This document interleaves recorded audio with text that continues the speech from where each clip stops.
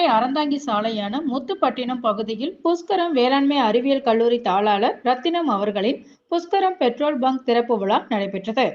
இந்த சிறப்பு விழாவில் ஆன்மீக செம்மல் புதுக்கோட்டை கம்பன் கழக தலைவர் ராமச்சந்திரன் அவர்கள் கலந்து கொண்டு திறந்து வைத்தார். விழாவிற்கு சிறப்பு அழைப்பாளர்களாக திருச்சி மண்டல துணை பொது மேலாளர் ராஜேஸ்வரன், திருச்சி மண்டல மேலாளர் நாகரத்தினம், புதுக்கோட்டை கிழக்கு உதவி மேலாளர் அங்கூர் ஜெயின் உள்ளிட்ட பலர் கலந்து கொண்டு குத்துவிளக்கு ஏற்றி சிறப்பித்தனர்.